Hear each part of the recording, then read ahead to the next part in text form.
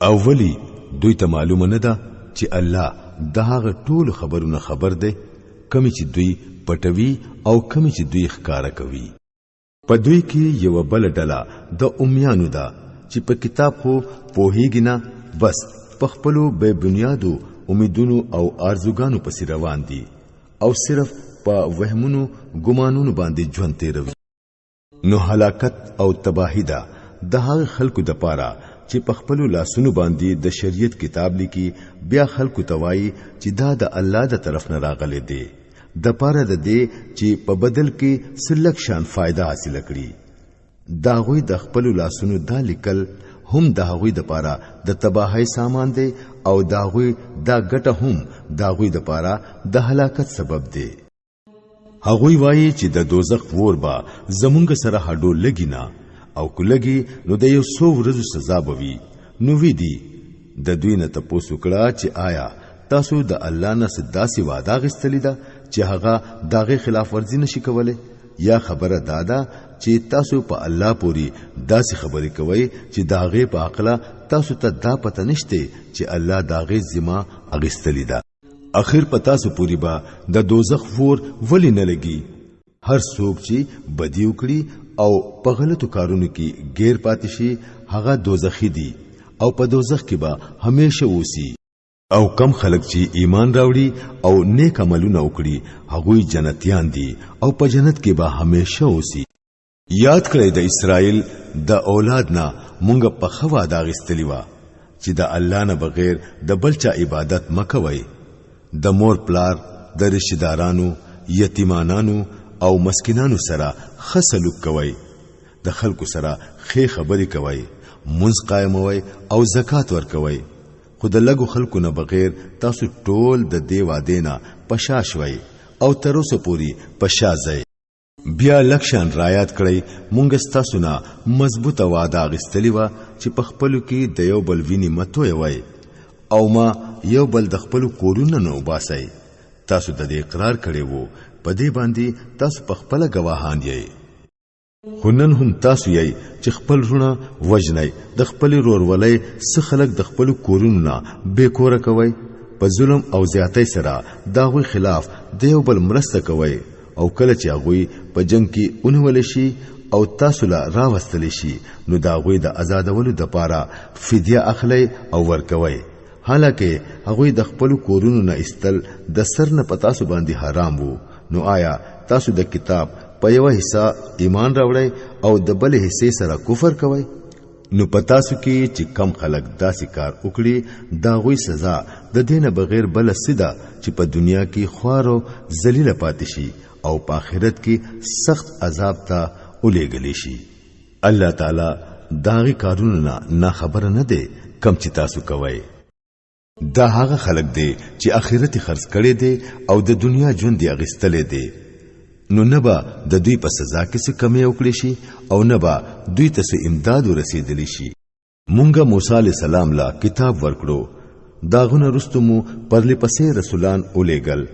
او په آخر کې مو عیسی علیہ السلام د مریم زوی د روخانه نخو سره اولېګو او په پاک روح سره مو داغه مدد وکړو. نو دا ستاسو څه طریقه ده چې کله هم یو رسول ستاسو د نفس د خواهشاتو خلاف یو سیس تاسو ته راوړی دی نو داغه په مقابله کې مو سرکشي کړی ده، سمو دروغ وګڼل او سمو وجل. دوی وایي زمونږ زړونه محفوظ دي، نه بلکې اصل خبره دادا چې د دوی د کفر په وجه په دوی باندې د الله لعنت دی. دغه وجه دا چې دوی لږ ایمان راوړي او اوس چې کم کتاب د الله د طرف نه دوی ته راغلی دی داغه سره د دوی څه سلوک دی سره د دې چې هغه د هغه کتاب تصدیق کوي کم چې د دوی سره د مخکې نه موجود وو، سره د دې چې د دې کتاب دراتلو نه مخکې به دوی په خپل د کافرانو په مقابله کې د فتح او امداد دعاګانې غوښتلې. خو چې کله هغه دوی ته راغی او دوی خو پیژندو هم نو داغه نه منلو نه انکار وکړو.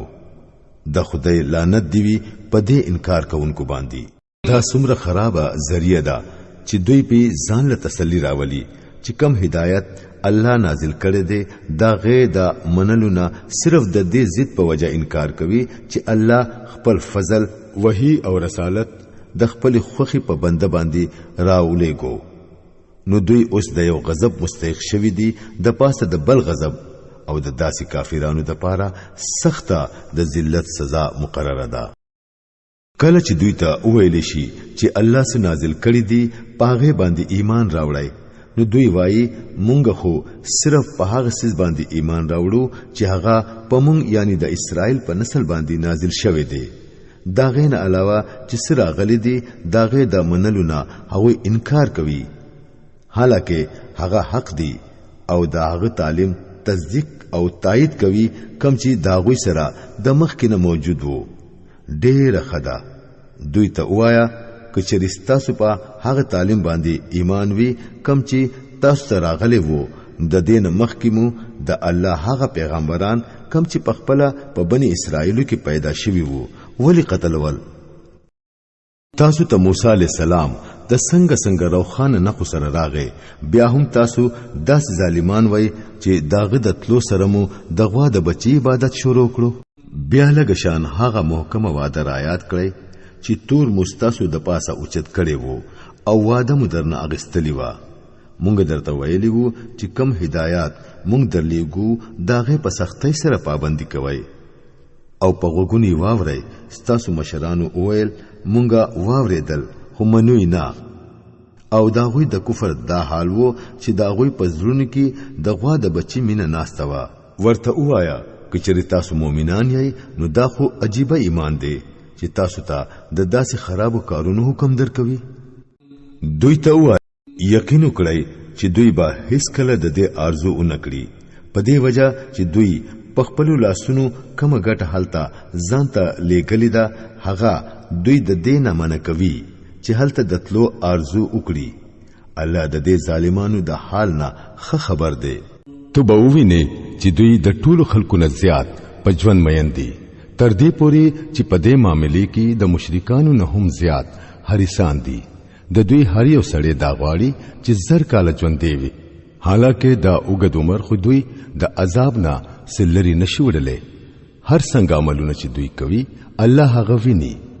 دوی ته وایا چې څوک د جبرئیل علیه السلام سره دشمنی ساتي هغه ته دی معلومه وي چې جبرئیل علیه السلام د الله په حکم سره دا قران ستا په ځلو باندې نازل کړي دی چې د مخکینو کتابونو تصدیق کوي او تایید کوي او د مؤمنانو د پاره د هدایت او د کامیابی زیری دی کچری د جبرائیل سره د دوی د دشمنی دا وجوي نو ورته وایا چې څوک د الله او داغه د فرښتو او داغه د رسولانو او د جبرئیل او د میکائیل دشمنان دي الله دا دغه کافرانو دشمن دي مونږ ته داسي آیاتونه نازل کړي دي چې حق صفا صفا ظاهرون کړي دي پاغه باندې د عمل کولونه هغه خلک انکار کوي چې هغوی فاسقان دي ولی همیشه داسي ندي شوی چې کله هغوی یو وعده کړی دا پاغوی کې یوې ډلې ضرور هره کړی دا حالکه اکثر خو پکې داسې دي چې په اختیار سره د ځینې ایمان نه دراوړي او چې کله دوی ته د الله د طرف نه یو رسول سره د داسې کتاب راغی چې هغه د دوی د کتاب تصدیق کوونکې دی نو په دې اهل کتابو کې یوې ډلې د الله کتاب شاته داسې غورځوو لکه چې هغوی هډو سپوهیږي نه او په هغه سيزونو پسې ورپسې شو چې شیطانانو با د سليمان عليه السلام د بادشاہي په نوم پیش کولو حالکه سليمان عليه السلام هیڅری کفر نه دی کړي کفر خو هغه شیطانانو کوو چې خلکو ته د جادو تعلیم خودلو او هغوی په هغه سیس پسې ورپسې شو چې په بابل کې په دوو فرښتو هاروت او ماروت باندې نازل کړي شوی وو حالکه هغوی یعنی فرښتو چې به کله چاته داغه تعلیم ورکولو نو اول به ورته صفا ویل چې ګورا مونږه صرف یو ازمیخت یو تو کفر کې اخته نشي بیا به هم د خلکو داغوی نه هغه سجده کول چې په هغه سره د خاون او دغه د خزي په منځ کې جدای راولي ظاهر خبره ده چې په دې ذریعہ هغه د خدای د حکم نه بغیر هیڅ ته ضرر نشو رسولې خو سره د دیبا هغوی داسې سیز زده کولو چې په خپل با داغوی د پاره فائدہ ورکونکې نه بلکې نقصان ورکونکې وو او هغوی ته دا معلومه وا چې څوک د دې سیس خریدار شو نو دا غوی د پاره په آخرت کې هیڅ حصہ نشته. څومره خراب سامان وو چې داغه په بدل کې هغوی خپل ځانونه خرڅ کړل. افسوس چې هغوی ته معلوم وي دا بد انجام. او کچري هغوی ایمان او تقوا اختیار کړی وي نو د الله په دربار کې چې داغه کوم بدله ملاوي دله هغه د هغوی د پاره ډېره بهتره وا. افسوس چې هغوی خبر وي د دې ښه انجام نه. اے مؤمنانو رای نه موایي بلکې انظر نه وایي او خبره په توجه سره اورئ. دا کافران خو د دردناک عذاب مستحق. کوم خلکو چې د حق نه انکار کړي دي کو هغه اهل کتاب دي او کو مشرکان دي هغه هیڅ کله دا نه خوي چې تاسو د رب ته طرف نه په تاسو باندې څه خیر نازل شي. خو الله چې څوک غواړي هغه د خپل رحمت د پاره خاص کوي او هغه د یو لوی فضل خاوند دی. مونږ چې خپل کم آیاتونه منسوخ کوو یا د خلکو نه هېرو نو داغه پځه داغه نه بهتر یا کم نه کم داغه پشان آیاتونه راوړو. آیا تا ته معلومه نه ده چې الله په هر څه قدرت لري؟ ولی تا ته پته نشته چې د ځمکې او د اسمانونو بادشاہي د الله ده او داغه بغیر بل هیڅوک ستاسو خبر اغستون کې او ستاسو مدد کون کې نشته. آیا تاسو د خپل رسول نه هغه شان ته پوښتنه کول غواړئ لکه څنګه چې د دین مخکې د موسی علی السلام نشوي وو؟ حالکه چا چې د ایمان لار د کفر په لار بدل کړه هغه د صحیح لارینه بے لاري شو. په اهل کتابو کې ډیر خلک دا غواړي چې په څه طریقې تاسو د ایمان نه کفر ته واپس راوړئ. اگر چې حق هغه تخکارا شوه دی خو د خپل نفس دا حسد د وجنا هغه تاسو د پاره دا غواړي. د دې په جواب کې تاسو تر هغه پوری د معافی او د چشم پوشینا کار واخلئ چې الله خپل فیصله په خپل جاری کړي. یقین لرئ چې الله په هر څه باندې قدرت لري. منځ قائموي او زکات ورکوي. تاسو چې د آخرت د پاره کوم نیکی ځان لا مخکې لګي هغه به د الله سره بیا مومای.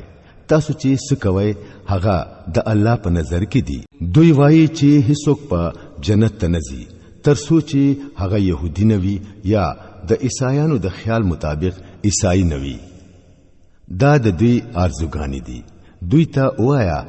چې خپل دلیل پیش کړي چې چری تاسو په خپل داوا کې رښتینی یې.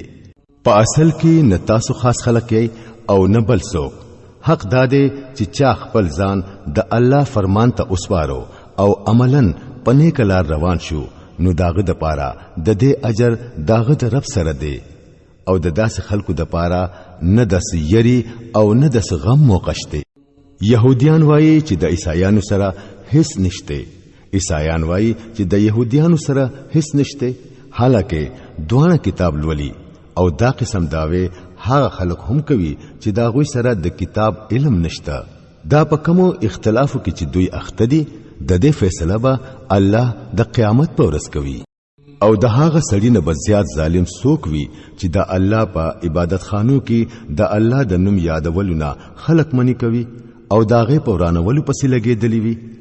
داسې خلک د دې قابل نه دي چې په دې عبادت خانو کې قدم کېږدي او کچري حل تلار هم شي نو چې یره ورسره وي. د دوی د پاره په دنیا کې شرمندګي ده او په آخرت کې لوی عذاب. مشرق او مغرب ټول د الله دی. کم طرف ته چې تاسو مخ ګرځوي نو هم هغه طرف ته د الله مخ دی. الله ډېر فراخي والده او په هر څه پوهیږي. د دوی وینا ده چې الله ځان لا زوینه ولده. الله پاک دی. د دې خبرونه اصل حقیقت دا دی چې پزمکا او اسمانونو کې سدي هغه ټول د الله دی. ټول داغه فرمان منون کې دي. هغه د اسمانونو او د زمکي پیدا کون کې دی. د کمی خبرې چې هغه فیصله کوي نو داغه د پاره بس هم دا حکم کوي چې شاه او هغه وشي. ناپوهان وایي چې الله په خپل زمونږ سره خبري ولی نه کوي یا یو نخه ولی مونږ ته ناراضي. دارنګ خبري با د دوی نه مخکینی خلکو هم کوله. د دې ټولو مخکینی رستو گمراهانو سوچ فکر یو شان دی. د یقین والو د پاره خو مونږه نخي صفا صفا بیان کړی دي. د دین لوی نخبه بل سوي چې مونږ ته د حق علم سره زیره ورکونکې او يرونکې ولېګلې اوس چې کوم خلکو ځان د دوزخ سره تړلې دي داغوی د طرف نه ته زموار نه او نه بستانه داغوی په باره کې تپوس کیږي يهوديان او عیسایان با ستانه تر هغه پوری راضی نشي تر سوچې ته داغوی په طریقه روان نشي صفا ورته وایا چې لار خو بس هم هغه دا کوم چې الله خو دلیدا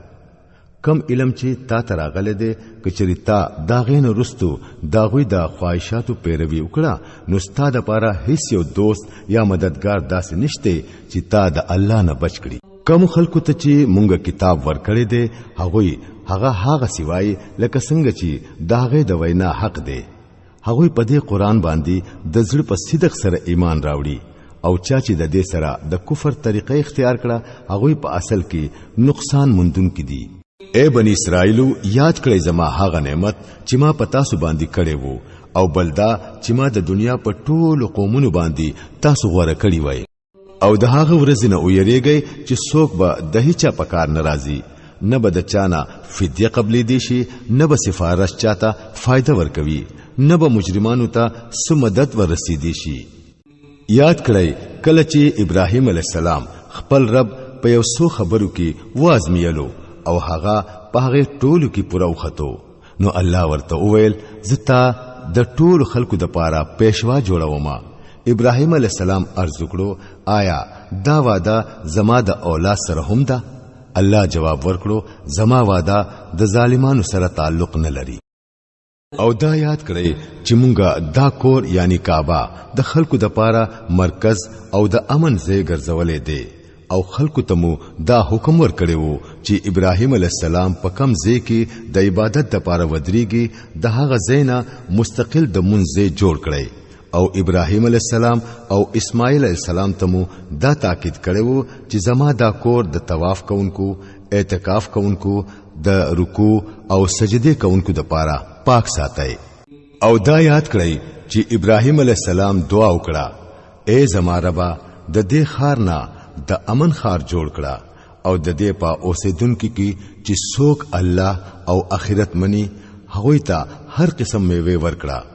په جواب کې ورته دغه رب او فرمایل او چې څوک نه مني هغه له به هم د دنیا د ژوند د یو څورو سامان ورکم خو اخر به د جهنم عذاب ترا کاغم او هغه د ټولو نه خراب زید او یاد کړئ کله چې ابراهیم علی السلام او اسماعیل علی السلام د دې کور دیوالونو چتول نو دعا به کولا اے زمونږ ربا زمونږ د طرف نه دا خدمت قبول کړه ته د هر چا خبري اوریدونکې او په هر څه پوهیدونکې یې اے ربا مونږ دواړه خپل فرمانبردار حکم منونکې جوړ کړه زمونږ د نسل نه یو داسې قوم را پورته کړه چې ستا حکم منونکې مسلمانان وي مونږ ته د خپل عبادت طریقې او خیا زمونږ ګناهونه مونږ ته معاف کړه ته ډېر معاف کونکې رحم کونکې یې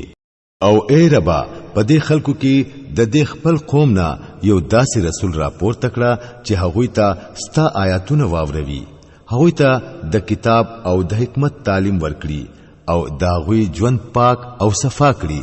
ته غالب یې او د حکمت خاوند یې اوس څوک دی چې د ابراهیم علی السلام د طریقې نه نفرت وکړي چا چې په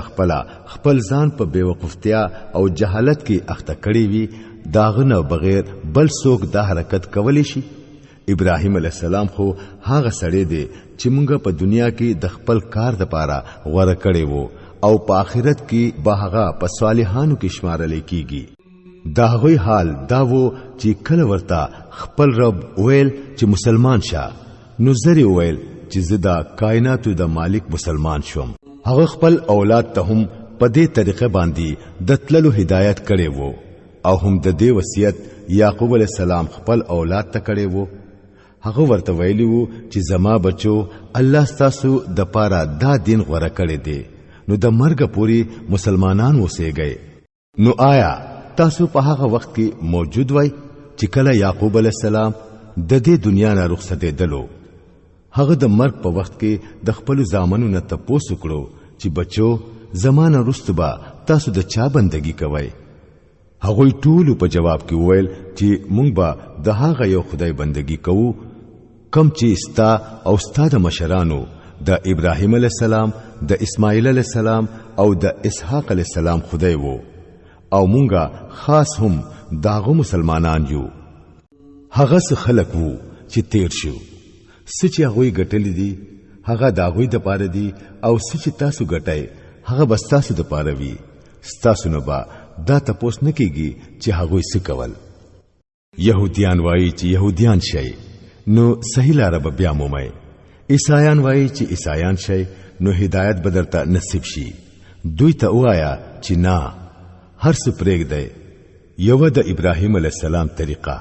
او ابراهیم علی السلام د مشرکانو نه نو اے مسلمانانو وایا چې مونږه ایمان راوړې دي په الله باندې او په هغه هدایت باندې چې مونږ ته نازل شوه دي او چې ابراهیم علی السلام اسماعیل علی السلام اسحاق علی السلام یعقوب علی السلام او د یعقوب علی السلام اولاد ته نازل شوه وو او چې موسی علی السلام او عیسی علی السلام او نور ټول پیغمبرانو ته د خپل رب د طرف نه ورکړي شوی وو مونږ دا غوي په مینس کې هیڅ فرق نه کوو او مونږه د الله مسلمانان یو نو کوچري دوی ایمان راوړو لکه څنګه چې تاسو ایمان راوړې دي نو په هدایت باندې دي او کوچري د دینه مخ واړو نو صفا خبره ده چې هغوی په ضد کې پراته دي نو اطمینان لرئ چې دا غوي په مقابله کې الله ستاسو د حمایت د پاره کافی دی هغه هر څه اوري او په هر څه پوهه دی او آیا د الله پاک رنگ اختیار کړئ داغه د رنگ نبا بل خرنګ د چاوي او مونږه داغه بندگی کوونکیو اے نبی صلی الله علیه وسلم دوی ته وایا چې آیا تاسو د خدای په باره کې زمونږ سره جګړه کوئ حالکه هغه زمونږ هم رب دی او تاسو هم رب دی زمونږ عملونه زمونږ د پاره دي او تاسو عملونه تاسو د پاره دي او مونږه الله لرا خپل بندگی خالصه کړی دا یا تاسو دا وایي چې ابراهیم علی السلام اسماعیل علی السلام اسحاق علی السلام یعقوب علی السلام او د یعقوب علی السلام اولاد ټول يهوديان یا عیسایان وو ورته وایا چې تاسو زیات علم لرئ که الله داغه سړی نه با بل زیات ظالم څوک وي چې داغه په ذمہ د الله د طرف نه یو گواهی وي د هغه پټکړي تاسو د کارون نه الله سنا خبره خو نه دی هغه څه خلق وو چې تیر شو داغوی ګټه داغوی د پاره وا او تاسو ګټه تاسو د پاره ده تاسو نه با داغوی د عملونو په باره کې تپوس نکېږي